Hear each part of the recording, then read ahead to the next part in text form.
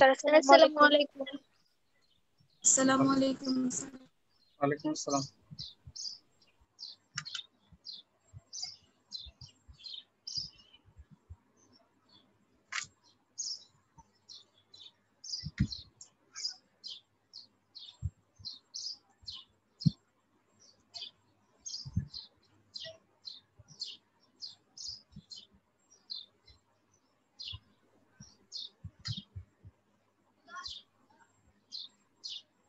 আজকে আর কোনো ক্লাস ছিল তোমাদের?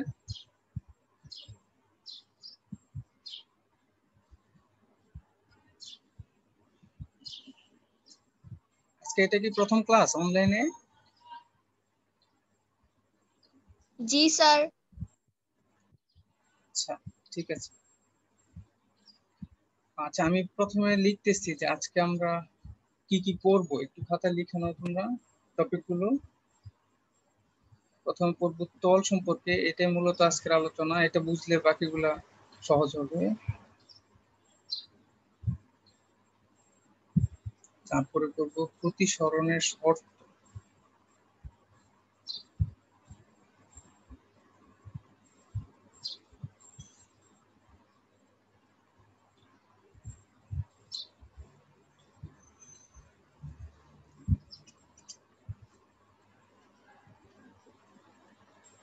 আসসালামু আলাইকুম। ওয়ালাইকুম আসসালাম। আসসালামু আলাইকুম। ওয়ালাইকুম আসসালাম। তারপরে করবো আমরা প্রতিসরণের সূত্র।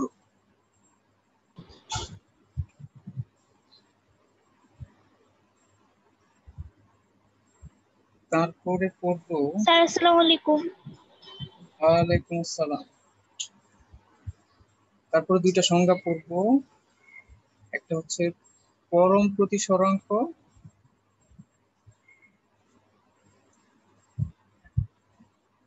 আরেকটা হচ্ছে আপেক্ষিক প্রতিসরাঙ্ক।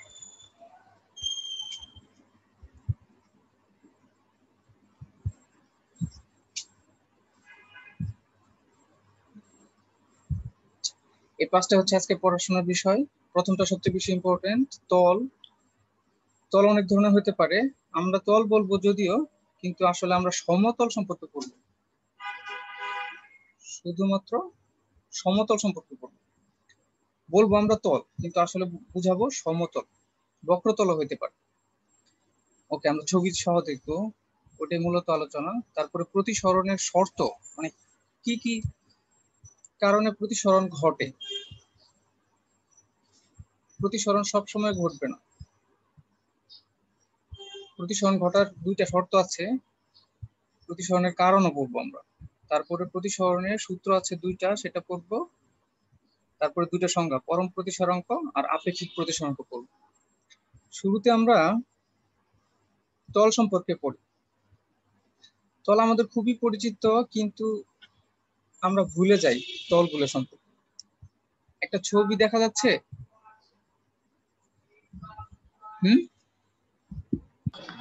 জি স্যার। ছবিতে আমরা দেখতে পাচ্ছি একটা জগে কিছু পানি আছে আর কিছু ফাঁকা জায়গা, তাই না? একটা এই যে সোজা একটা লাইন দেখা যাচ্ছে, এই দিকটা আমরা দাগ দেখতে পাচ্ছি। তো যদি আমরা পাশ থেকে দেখি, কোনো দুইটা দুইটা মাধ্যমকে যদি পাশ থেকে দেখি, তাহলে এরকম হবে। পানিকে দেখতেছি, আবার বাতাসকেও দেখতেছি, এরকম একটা তল আমরা দেখতে পাবো। কিন্তু যদি আমরা একটু উপর থেকে দেখি, দেখো আমরা এই ছবিটা একটু অন্যভাবে দেখি। আমরা যদি পানিকে উপর থেকে দেখি, তাহলে পানির উপরে এরকম একটা পৃষ্ঠ দেখতে পাবো না সবাই? তোমরা সবাই নিশ্চয় খেয়াল করছো যে পানির উপর থেকে যদি দেখি, তাহলে এরকম একটা টলটলে পৃষ্ঠ দেখা যাবে। এখানে একটু কালো কালো দেখা যাচ্ছে, এটা হচ্ছে এই পানির পৃষ্ঠ, পানির পৃষ্ঠ। তা আমরা যেটা নিয়ে আলোচনা করবো আজকে, সেটা হচ্ছে বাতাসেরও কিন্তু পানির উপরে একটা পৃষ্ঠ আছে, তাই না? এই পানি, বাতাস যেখানে শেষ হয়ে গেছে ওইখানেই তো পানি শুরু, তাই না? বাতাস শেষ, পানি শুরু, এই লেভেল বরাবর, তাই না? এখন আমাদের যে তলটা, সেটা হচ্ছে এই বাতাস আর পানির মাঝে যে তলটা কল্পনা করতে পারি সেটা। এই তলটার নাম আমরা একটা দিব, একটা সুন্দর একটা নাম দিব। এই তলটার নাম হচ্ছে বিভেদ তল। একটু লিখে রাখো, বিভেদ তল। বিভেদ তল হচ্ছে দুটি মাধ্যমের পার্থক্য সৃষ্টিকারী তল। মানে এই তলের এক পাশে বাতাস, আরেক পাশে পানি। তাহলে বিভেদ তল হচ্ছে দুইটি মাধ্যমের পার্থক্য সৃষ্টিকারী তলটি। ঠিক আছে, ওকে, মনে যেন থাকে। আমরা আরেকটু আগে আর কয়েকটা ছবি দেখবো আমরা। এখন মনে করো এই জগের এই পানিটাতে আমরা একটা কার্ড ডুবাইলাম। আমরা ভিজিটিং কার্ড আছে না আমাদের, দেখেছি আমরা, অ্যাড্রেস লেখা থাকে। এই কার্ডটাকে আমরা লম্বালম্বি পানির মধ্যে ডুবাইলাম, লম্বালম্বি একদম সোজাসুজি লম্বালম্বি পানির মধ্যে ডুবাইলাম। বিভিন্ন জায়গায় বিভিন্ন ভাবে ডুবাইতে পারি, ঘুরায় ডুবাইতে পারি, কিন্তু লম্ব ভাবে ডুবাবো। মনে করো তোমার হাতের আঙ্গুলের মধ্যে একটা কার্ড রাখলাম, তাহলে কার্ডটা তোমার হাতের সাথে 90 ডিগ্রি অ্যাঙ্গেল করবে না? হাতের আঙ্গুলের ফাঁকে একটা কার্ড ঢুকিয়ে রাখলাম, তাহলে কি কার্ডটা হাতের সাথে 90 ডিগ্রি অ্যাঙ্গেলে থাকবে না? পানির মধ্যেও ঠিক একইভাবে একটা কার্ডকে ডুবাবো, একটা কার্ডকে সোজা ভেতরের দিকে ডুবাই দেব। তাহলে কি অবস্থাটা হবে আমরা ছবি দেখি আরো কয়েকটা। মনে করো আমরা কার্ডটাকে ডুবাইছি, এবার পানির যে লেভেলটা ছিল ওইখানে বিভেদ তল যেটা ছিল সেটাকে আমরা এই কালো কার্ডটা দিয়ে প্রকাশ করতেছি, আর যে কার্ডটা আমি পানির মধ্যে ডুবাইছিলাম সেটা এই সাদা কার্ড দিয়ে প্রকাশ করতেছি। আবার বলি, এই কালো যেটা, এটা যে পানির যে তলটা একটু কালো কালো দেখতে পাচ্ছিলাম সেটাকে প্রকাশ করতেছি, আর যে কার্ডটা পানির মধ্যে ডুবাইছিলাম এই কার্ডটা এই সাদা কার্ড দিয়ে প্রকাশ করতেছি। এটা হচ্ছে আমাদের কালোটা হচ্ছে বিভেদ তল, আর এই সাদাটা হচ্ছে লম্ব তল। একটু নাম লিখে নাও। তো উপরের তলটা হচ্ছে লম্ব তল, উপরের তলটা আমাদের লম্ব তল। আর আরেকটার সাথে দেখো এই যে লম্ব ভাবে 90 ডিগ্রিতে আছে। আমি একটু আঁকি একটা জায়গায়, দেখো এই যে এইখানেও 90 ডিগ্রি, এইখানেও 90 ডিগ্রি, সব দিকে 90 ডিগ্রি, কারণ ওইভাবে আমি পানির মধ্যে একটা কাঠকে ডুবাইছি। তাহলে এটা হচ্ছে বিভেদ তল, আর উপরেরটা হচ্ছে লম্ব তল, লম্ব তল। আর এই যে উপরের যে রেখাটা স্যার দেখাইছিলেন, উপরের দিকে একদম তলের উপরে যে লম্ব রেখা কল্পনা করা হয় সেটাকে বলে অভিলম্ব। মনে আছে? আলোর প্রতিফলনে পড়ছিলাম তলের উপরে সোজা যে লম্ব, হ্যাঁ, তলের উপরে সোজা যে লম্ব রেখাটা কল্পনা করা হয় সেটা হচ্ছে অভিলম্ব। আর ওইটা হচ্ছে একটা রেখা, আর এই পুরা তলটাকে, এই পুরা সাদার কাঠটাকে এটাকে বলে লম্ব তল। এটা উপরেও যেরকম আছে নিচেও কিন্তু এরকম আছে, পানির নিচেও কিন্তু ডুবানো হয়েছে। ঠিক আছে, এটা একটু মনে রাখো যে উপরেও আছে নিচেও আছে। আমরা আরো কয়েকটা ছবি দেখি, বিভিন্ন পাশ থেকে দেখি, তাহলে একটু মনে থাকবে, তোমরা মনে রাখতে পারবে আশা করি। তারপর আবার দেখাচ্ছি কয়েকটা ছবি। এই যে এটা কালোটা হচ্ছে পানির যে বিভেদ তলটা, পানি আর বাতাসের বিভেদ তল, আর সাদাটা হচ্ছে কাল্পনিক তল, যেটা কার্ড ঢুকানো হয়েছে। দুইটাই কাল্পনিক, পানির মাঝখানে খুঁজলে এরকম কিছু পাবা না তুমি। ওকে, তাহলে আমরা দুইটা তল পড়লাম, যেটা একটার সাথে 90 ডিগ্রি অ্যাঙ্গেলে আছে, একটা আরেকটার সাথে 90 ডিগ্রি অ্যাঙ্গেল আছে। যদি আমরা নিচের থেকে দেখি তাহলে নিচে এরকম একটা অংশ দেখতে পাবো, উপরে সাদা অংশটা দেখতে পাবো। ঠিক আছে, ওকে। এবার আমরা ফিজিক্সে ঢুকি। ধরো একটা টর্চ এই উপরের কার্ডের গা ঘেঁষে এইভাবে আমি পানিতে ফেললাম। টর্চের লাইট এভাবে গা ঘেঁষে একটু কোনা করে গা ঘেঁষে পানিতে ফেললাম। তাহলে আমাদের কাজ কি? এখানে একটা অভিলম্ব আঁকা, আগে থেকে পড়ছো, একটা লম্ব আঁকা 90 ডিগ্রি, একদম সোজা 90 ডিগ্রি, এখানে একটা লম্ব আঁকা, আর নিচের দিকেও এখন লম্ব থাকবে, নিচের দিকে একটা লম্ব থাকবে, যেহেতু আমাদের এই তলটা নিচেও আছে। এখন এই যে রশিটা, এটাকে কিন্তু আমি এই কার্ডের বরাবর এনেছি, কার্ডের গা ঘেঁষে এনেছি, কার্ডের গা ঘেঁষে এনেছি, তাহলে আমাদের এই যে অভিলম্বটা না, এটা ওই কার্ডের গা ঘেঁষেই থাকবে। তার মানে দুইটা রশ্মি, দুইটা এই অভিলম্ব আর এই আপতিত যে রশ্মি, এটা দুইটাই কি হবে, এই কার্ডের গা ঘেঁষে থাকবে, মানে এই কার্ডের তলেই থাকবে, এই কার্ডের তল থেকে বের হবে না। একইভাবে এই রশ্মিটা যখন পানির মধ্যে ডুবে যাবে, এই যে সোজা যাওয়ার কথা ছিল, সোজা না গিয়ে একটু বেঁকে যাবে, আমরা জানি একটু বেঁকে যাবে, এই যে ভেতরে যে রশ্মিটা গেল, আলোটা গেল, সেটাও এই কার্ডের সাথেই থাকবে, এই কার্ড থেকে ডানে বা বামে যাবে না। এটা হলো মূল কথা এখানে। আপতিত রশ্মি আর প্রতিসরিত রশ্মি, ভেতরে যে রশ্মিটা গেল সেটার নাম হচ্ছে প্রতিসরিত, প্রতিসরিত রশ্মি, প্রতিসরিত রশ্মি। এই যে আপতিত রশ্মি আর প্রতিসরিত রশ্মি, আর এই যে আমাদের অভিলম্ব একদম উপর থেকে নিচ পর্যন্ত, এরা সবাই এই সাদা যে সমতলটা একই তলে থাকবে, একই তলে থাকবে। এটা হচ্ছে আমাদের প্রতিসরণের প্রথম সূত্র। প্রথম সূত্রটা কি তাহলে? আপতিত রশ্মি, যে রশ্মিটা আসছে এটার নামই তো আপতিত রশ্মি, সংক্ষেপে লিখি আপতিত রশ্মি, আর এই আপতন বিন্দু যেখানে এসে পড়ছে সেটার নাম হচ্ছে আপতন বিন্দু, আমরা জানি এটা প্রতিফলনে পড়ছি। আর এই যে অভিলম্ব, এটাকে বলি আমরা অভিলম্ব, আর প্রতিসরিত রশ্মি যেটা ভেতর দিয়ে চলে গেছে, এরা তিনটা এই যে সাদা তলটা এর মধ্যেই থাকবে, কোনোটা এই এই কার্ডের থেকে বের হয়ে যেতে পারবে না বা ভেতরে ঢুকে যেতে পারবে না। আপতিত রশ্মি,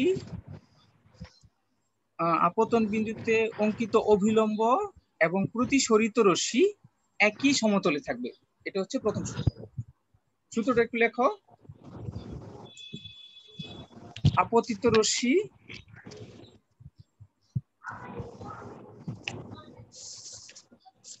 আপতন বিন্দুতে অঙ্কিত অভিলম্ব এবং প্রতিসরিত রশ্মি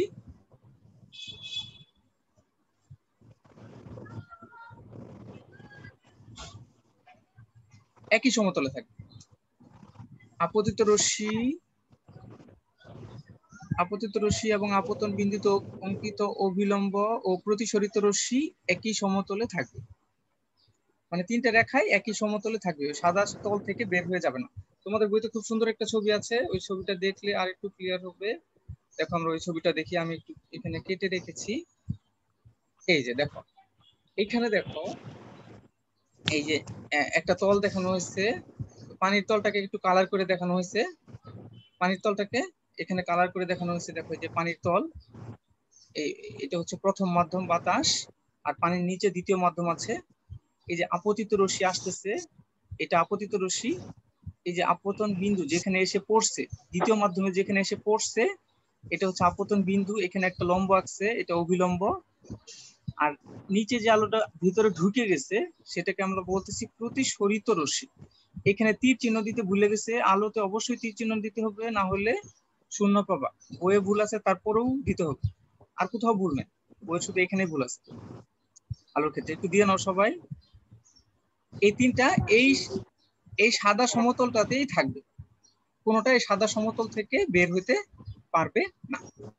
এটা হচ্ছে প্রথম সূত্র। এবার দ্বিতীয় সূত্রে যাব আমরা।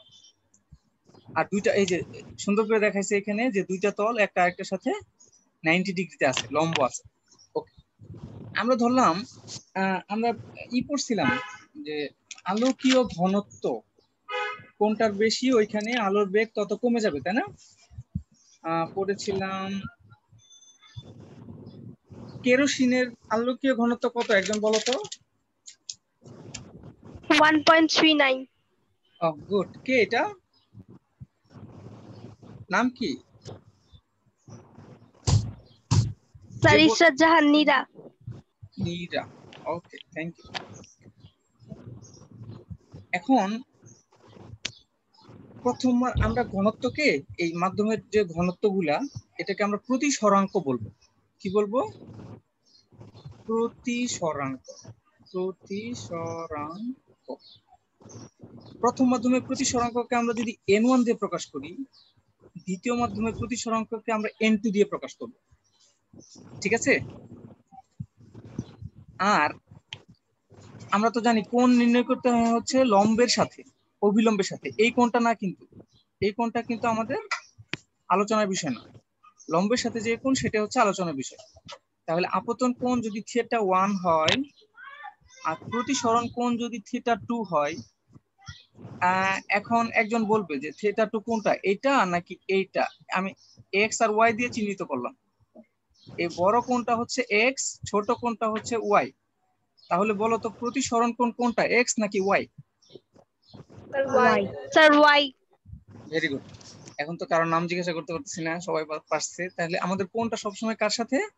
অভিলম্বের সাথে। আমাদের এই যে বিভেদ তলের সাথে যে দাগটা আছে এর সাথে না, সবসময় ওই লম্ব অবলম্বী যে দাগটা তার সাথে। এখানে এই সংখ্যাগুলো একটু মনে রাখো, θ1, θ2, n1, n2। আমরা অন্য পেজে চলে যাব, এখন অন্য একটা পেজ শেয়ার দিচ্ছি। এই যে বিভিন্ন কোণ দেখতেছি আমরা, এই কোণগুলা একটা সূত্র মেনে চলে। আচ্ছা, এখানে একটা কথা বলে নেই, শর্তগুলো একটু বলে নেই, তারপরে ওই সূত্রগুলোতে যাই। শর্ত, প্রতিসরণের শর্ত। শর্ত হচ্ছে আমরা যে আলোকে বাঁকা করে পাঠাইছিলাম না, অবশ্যই বাঁকা করে পাঠাইতে হবে। এইভাবে যদি কেউ 90 ডিগ্রি অ্যাঙ্গেলে আলো পাঠায় তাহলে বাঁকা হবে, এই আলোটা বেঁকে যাবে না। তার মানে কোণ করে আসতে হবে, একটা কোণ করে আসতে হবে, যে কোনো একটা কোণ করে, এদিক দিয়ে আসুক এদিক দিয়ে আসুক, যা ইচ্ছা তা হোক, কিন্তু সোজা আসা যাবে না। সোজা ছাড়া যে কোনো কোণে আসলেই আলো বেঁকে যাবে। আরেকটা হচ্ছে দুইটা মাধ্যমই স্বচ্ছ হতে হবে, দুইটি স্বচ্ছ মাধ্যম লাগবে। তোমার ওয়ালের মধ্যে আলোর প্রতিসরণ ঘটবে না, কারণ আলো ঢুকবেই না, প্রতিসরণের প্রশ্নে আসে না। আর প্রতিসরণের কারণ হচ্ছে বেগের পার্থক্য। মাধ্যম যেহেতু ভিন্ন, তাহলে বেগ কি হয়ে যাবে? বেগের ভিন্নতা থাকবে, আমরা দেখছি। তো বেগের ভিন্নতার কারণেই আলোর প্রতিসরণ হয়। ওকে, প্রতিসরণের একটা সূত্র দেখছি আমরা, এখন দ্বিতীয় সূত্রটা দেখবো। একটু এগুলো মুছে দিচ্ছি, সুবিধা হবে আমাদের। ওকে, খুশবু আসছে তোমাদের সাথে। আমরা পড়ছিলাম, ওইখানে দেখছিলাম একটা কোণ ছিল θ1 আর একটা কোণ ছিল θ2। একটা ছিল n1 আর একটা ছিল n2। সরি, এটা n2 হবে। θ1টা কি একজন বলো তো, ওইখানে দেখেছিলাম আপতন কোণ। আপতন কোণ। তাহলে দ্বিতীয়টা হচ্ছে প্রতিসরণ কোণ। আমাদের দ্বিতীয় সূত্র বলতেছে যে আপতন কোণের যদি আমরা সাইন নেই, মানে সাইন θ1 লিখি, আর প্রতিসরণ কোণেরও সাইন θ1 লিখি, θ2 লিখি, এই দুটার একটা অনুপাত করি, মানে সাইন θ1 কে θ2 দিয়ে ভাগ করে দেই, তাহলে এর ফলাফল হবে একটা ধ্রুবক। ফলাফল হবে একটা ধ্রুবক। ধ্রুবক মানে কনস্ট্যান্ট। θ1 এর মান তুমি চেঞ্জ করার সমস্যা নাই, θ2 চেঞ্জ হয়ে কি হয়ে যাবে? অ্যাডজাস্ট হয়ে যাবে সব সময়। আপতন কোণ যাই হোক, কি হবে? আপতন কোণ আর প্রতিসরণ কোণের সাইনের অনুপাত একটা ধ্রুব সংখ্যা। এটা হচ্ছে আমাদের দ্বিতীয় সূত্র। তাহলে দ্বিতীয় সূত্রটা একটু বলি, তোমরা একটু লিখে নিতে পারো। আপতন কোণের সাইন এবং প্রতিসরণ কোণের সাইন একটি ধ্রুব সংখ্যা। আপতন কোণের সাইন এবং প্রতিসরণ কোণের সাইন একটি ধ্রুব সংখ্যা। এই সূত্রটার আরেকটা নাম আছে, এটা দ্বিতীয় সূত্র যদিও, আলোর প্রতিসরণের দ্বিতীয় সূত্র, আরেকটা নাম আছে স্নেলের সূত্র। যদি কেউ জিজ্ঞাসা করে স্নেলের সূত্রটা বলো, তাহলে এটা বলবো। আচ্ছা, রোল 10 যে আসছে, কি খুশবু না? রোল 10? জি স্যার। আচ্ছা, বলো তো তুমি এবার স্নেলের সূত্রটা বলো তো। স্যার আপতন কোণ এবং প্রতিসরিত কোণের সাইনের অনুপাতই হলো স্নেলের সূত্র। হ্যাঁ, আরেকটু চেঞ্জ। Okay, thank you.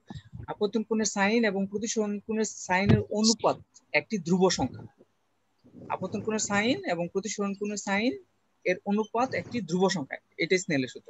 স্নেলের সূত্র লিখে আমরা এটা লিখবো যে আপতন কোণের সাইন এবং প্রতিসরণ কোণের সাইন একটি ধ্রুব সংখ্যা।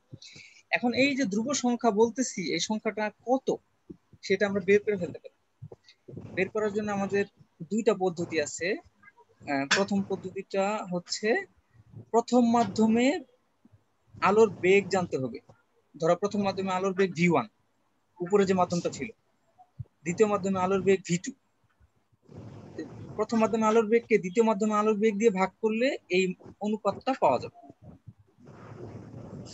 তাহলে একটা পদ্ধতি হচ্ছে দুইটা মাধ্যমে কি লাগবে, আলোর বেগ জানা থাকতে হবে।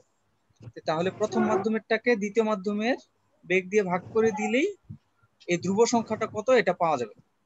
এখন আরেকটা পদ্ধতি হচ্ছে প্রথম মাধ্যম দ্বিতীয় মাধ্যম দুইটারই প্রতিসরাঙ্ক লাগবে। আচ্ছা, এখানে 1 হবে, নিচে 1 হবে, কিন্তু এখানে উল্টা, দ্বিতীয় মাধ্যমের প্রতিসরাঙ্ককে প্রথম মাধ্যমের প্রতিসরাঙ্ক দিয়ে ভাগ করতে হবে। দ্বিতীয় মাধ্যমের প্রতিসরাঙ্ককে প্রথম মাধ্যমের প্রতিসরাঙ্ক দিয়ে ভাগ করতে হবে। তাহলে মনে করো দ্বিতীয় মাধ্যম আমাদের কাঁচ, দ্বিতীয় মাধ্যমের কাঁচ, প্রথম মাধ্যম আমাদের পানি।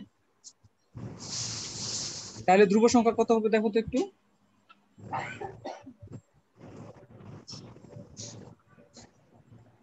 প্রথম মাধ্যম কাঁচ, প্রতিসরাঙ্ককে n দিয়ে প্রকাশ করছি, ওই যে 5টা সংখ্যা শিখছিলাম, আলোকীয় ঘনত্ব।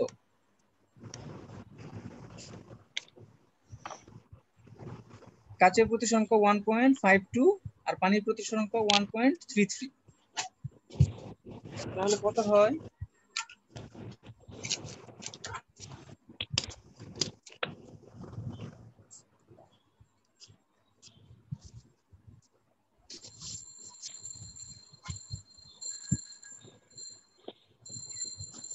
কেউ করতে পারতেছে না এত সহজ একটা হিসাব?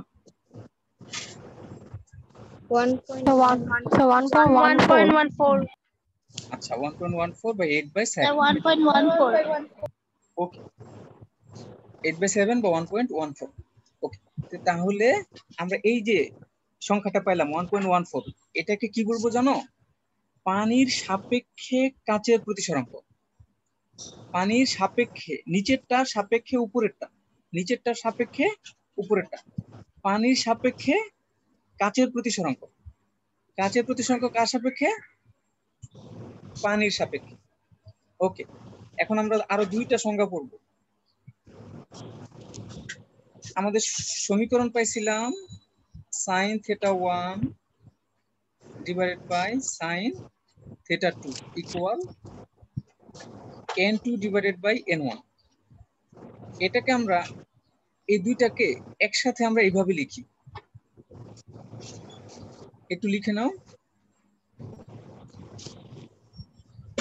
এখন তোমরা বলো তো, কেউ কি বলতে পারবা যে এটা দিয়ে কি বুঝাচ্ছি আমি? খুশবু, নেট কি খারাপ? বারবার বের হয়ে যাচ্ছে। ওকে, এই যে n এর আগে 1 লিখেছি, পরে 2 লিখেছি, এদিকে কি বুঝাচ্ছি? মানে হ্যাঁ, এই 1 এর সাপেক্ষে, মাধ্যম 1 এর সাপেক্ষে 2 এর প্রতিসরাঙ্ক। তাহলে এরকম যদি সংখ্যা দেখো কোথাও 1 and 2, তাহলে 1 এর সাপেক্ষে 2 এর প্রতিসরাঙ্ক। এবার আমি আরেকটা দিই তো তোমাদেরকে। মনে করো আমি লিখছি হচ্ছে এ ফর এয়ার আর জি ফর গ্লাস। তাহলে কি হবে? বায়ুর সাপেক্ষে কাচের প্রতিসরাঙ্ক, বায়ুর সাপেক্ষে কাচের প্রতিসরাঙ্ক। এবার এবার মনে করো যে আমাদের n1টা মানে প্রথম মাধ্যমটা বায়ু, n1 = 1, কার? বায়ু না? তাহলে প্রথম মাধ্যম বায়ু, প্রথম মাধ্যম বায়ু। প্রথম মাধ্যমটি যদি বায়ু হয় তাহলে এই ইকুয়েশনটা কি দাঁড়াবে? এই ইকুয়েশনটা দাঁড়াবে 1 দিয়ে ভাগ করলে তো সরাসরি n2 থেকে যায়, তাই না? আমাদের সমীকরণটা হবে এরকম, n এর মান যদি 1 বসাই এখানে যদি 1 বসায় দিই n2 কে যায়, n2 কে 1 দিয়ে ভাগ করলে n2 হবে, তাই না? ওকে, তাহলে আমাদের সমীকরণ হচ্ছে এটা। এখান থেকে আমরা একটা সংজ্ঞা শিখবো, সেটা হচ্ছে পরম প্রতিসরাঙ্ক। সংজ্ঞাটা কি? পরম প্রতিসরাঙ্ক। একটু লিখে ফেলো, পরম প্রতিসরাঙ্ক। আমরা সংজ্ঞাটা লিখবো। সংজ্ঞাটা হচ্ছে পরম প্রতিসরাঙ্ক। পরম প্রতিসরাঙ্ক।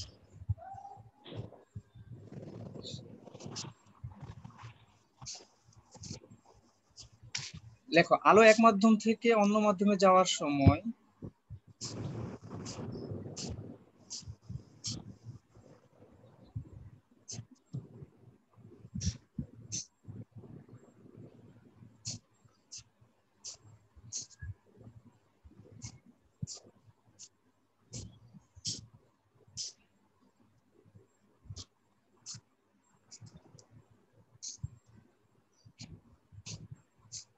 আচ্ছা গেলে লেখো, এক মাধ্যম থেকে অন্য মাধ্যমে গেলে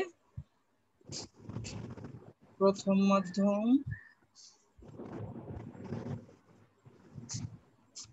বায়ু হলে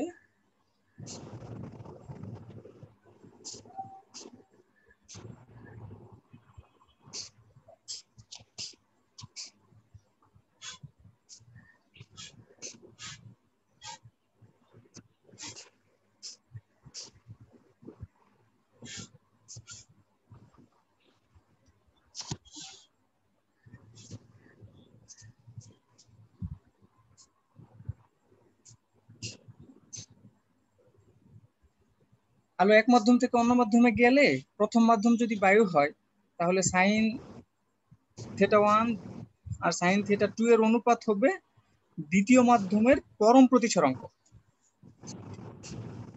মোট কথা প্রথম মাধ্যম বায়ু হলে সাইন থিটা 1 থিটা 2 এর অনুপাতটাই হবে দ্বিতীয় মাধ্যমের পরম প্রতিসরাঙ্ক। ওকে, আমরা এতদিন যা পড়ছি সংখ্যাগুলা, ওগুলো সবগুলো ছিল পরম প্রতিসরাঙ্ক বায়ুর সাপেক্ষে। সবগুলো ছিল বায়ুর সাপেক্ষে। যা যা সংখ্যা পড়ছি সবই বায়ুর সাপেক্ষে। কিছুক্ষণ আগে যখন কাঁচ আর পানি পড়ছি ওইটা শুধু অন্য ধরনের, আর সবগুলোই কি ছিল? বায়ুর সাপেক্ষে ছিল হিসাবটা। এবার হচ্ছে আপেক্ষিক প্রতিসরাঙ্ক। আপেক্ষিক প্রতিসরাঙ্ক।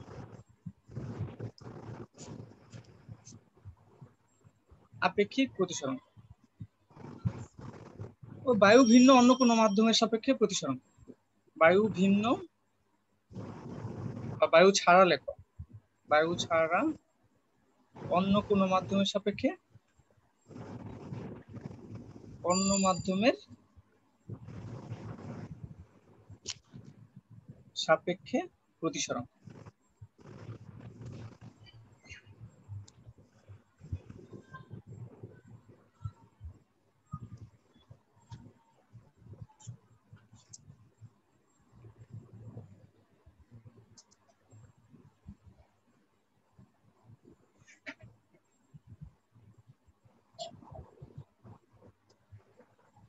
তাহলে বায়ু ছাড়া অন্য কোনো মাধ্যমের সাপেক্ষে প্রতিসরাঙ্ক নির্ণয় করলে সেটা হবে আপেক্ষিক প্রতিসরাঙ্ক।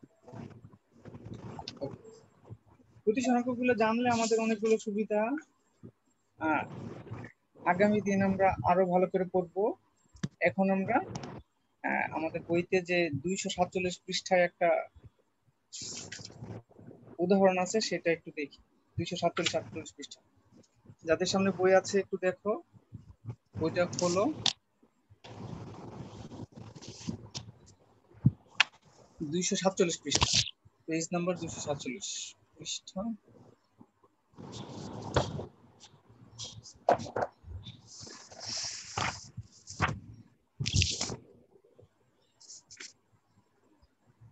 দেখো, বাতাস থেকে আলোক রশ্মি n = 1.6 মাধ্যমে 45 ডিগ্রি কোণে আপতিত হয়েছে। এটি কত ডিগ্রি কোণে দ্বিতীয় মাধ্যমে প্রবেশ করবে?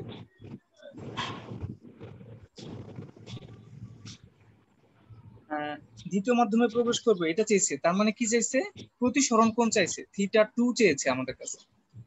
থিটা 2 কত সেটা নির্ণয় করতে হবে। আর বাতাস থেকে মানে প্রথম মাধ্যম n1 = 1 বলে দিছে, আর দ্বিতীয় যে মাধ্যমটা n2 এটা আমাদেরকে বলে দিছে 1.6, আর আপতন কোণ বলে দিছে, তাই না? থিটা 1 কত কোণ আপতিত হচ্ছে সেটা বলে দিছে 45 ডিগ্রি। তো আমাদের মানগুলো দেয়া আছে, থিটা 2 বের করতে বলছে। আমাদের জানা আছে sin theta 1 divided by sin theta 2 equal n2 divided by n1। এখান থেকে আমরা মানটা বের করব। আমরা থিটা 2 বের করতে sin থিটা 2 বের করতে চাই, এটাকে একটু ক্রস গুণন যদি করে নেই তাহলে কি হবে, n2 sin theta 2 equal n1 sin theta 1। এবার sin থিটা 2 আর n2 এর পাশে গেলে ভাগ হয়ে যাবে sin থিটা 1। এবার থিটা 2 এর মান বের করতে চাইলে কি করতে হবে, sin ওই পাশে চলে যাবে, তোমার ক্যালকুলেটরে আছে দেখো sin ইনভার্স, এখানে মানগুলো বসাই দেই। এখানে মান n1 এর মান দেয়া আছে 1, n2 এর মান দেয়া আছে 1.6, আর sin 45 ডিগ্রি সমান আমরা জানি 1/√2। হ্যাঁ 1/√2 সবাই জানে। তাহলে থিটা 2 এর মান কত হয় একটু দেখো ক্যালকুলেটরে, sin ইনভার্স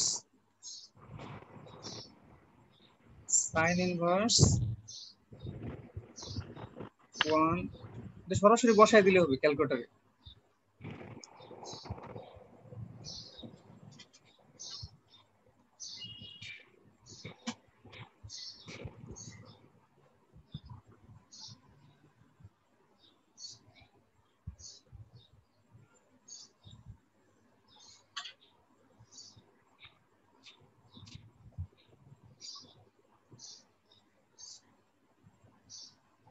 মাঝখানে আবার গুণ চিহ্ন না দিয়ে যোগ চিহ্ন দিও না, কিন্তু এই চিহ্নটা কিন্তু গুণ চিহ্ন দিও। হ্যাঁ, এটা কি যোগের মতো দেখা যাচ্ছে, এটা গুণ চিহ্ন কিন্তু, তাহলে আসবে 26 degree.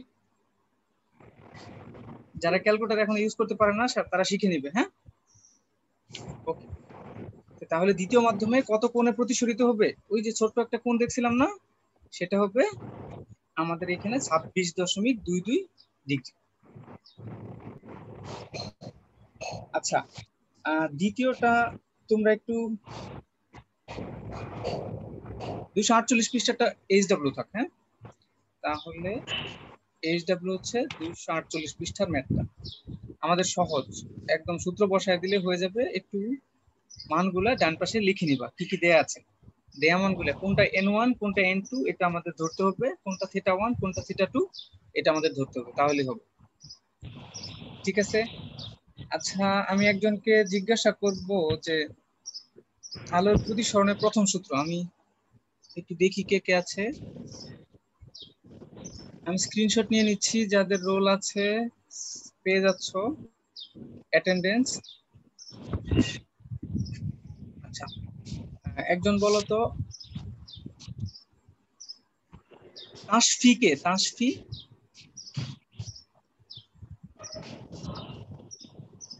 Role 19। Hello, roll 19। Roll 19 এর অ্যাটেন্ডেন্স তো কাটা, কথা বলো না। আচ্ছা, নীরা বলো, নীরা। জি স্যার, কি বলবো? প্রথম সূত্র, প্রতিসরণের প্রথম সূত্র, আপতিত রশ্মি আপতিত রশ্মি আপতন বিন্দুতে অঙ্কিত অবিলম্ব এবং প্রতিসরিত রশ্মি একই সমতলে থাকবে। ও চমৎকার, খুবই সুন্দর হয়েছে। আর কে বলবো? নৌসিন, দ্বিতীয় সূত্র বলতে পারবো তুমি? নৌসিন, জি স্যার। দ্বিতীয় সূত্র। স্যার থিটা 1 আর থিটা 2 এর সাইনের মান ধ্রুবক হবে, আর স্যার এটার সমানই n n স্যার দ্বিতীয় মাধ্যম ভাগ প্রথম মাধ্যম। না, দ্বিতীয় θ1 θ2 নাম বলতে হবে। θ1 কি সাইন θ2 থিটা কি? 1 না, সাইন আপতন থিটা কোণ, আপতন কোণ আর প্রতিসরণ কোণ। 1 সরি। ঠিক আছে, মনে থাকবে। আচ্ছা, দুইটাই কে ওকে বলতে স্যার। পারবে? দুইটাই কে বলতে পারবে? আগে নাম বলো, তারপরে বলো দুইটাই কে বলবে। স্যার দুইটাই কে আমি নাম বলবে, আমি বললে বুঝি না তো আমি। মাইয়া। সুমাইয়া বলো।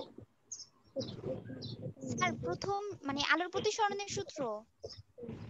হ্যাঁ, দুইটাই বলবা। প্রথমটা হচ্ছে যে আপতিত রশ্মি, প্রতিসৃত রশ্মি এবং আপতন বিন্দুতে অঙ্কিত অভিলম্ব সর্বদা একই সমতলে অবস্থান করে। আর দ্বিতীয় সূত্রটা হচ্ছে যে আপতিত রশ্মির জন্য আর কি আপাতন কোণের সাইন এবং প্রতিসরণ কোণের সাইনের অনুপাত সর্বদা একটি ধ্রুবক রাশি। ও, চমৎকার আছে, আমি খুবই খুশি হয়েছি। তাহলে তোমাদের সাথে মনে হয় আরো এক সপ্তাহ পরে আবার ক্লাস, না? এক সপ্তাহ বন্ধ, পূজার জি ছুটি। স্যার। জি স্যার। ওকে, ওই পর্যন্ত ভালো থাকো, এক্সাম্পল গুলো দেখো। হ্যাঁ, ওকে, আজকে ক্লাস শেষ। আল্লাহ হাফেজ। আসসালামু আলাইকুম। আসসালামু আলাইকুম। আসসালামু আলাইকুম। আসসালামু আলাইকুম। স্যার আসসালামু আলাইকুম। ওয়ালাইকুম আসসালাম।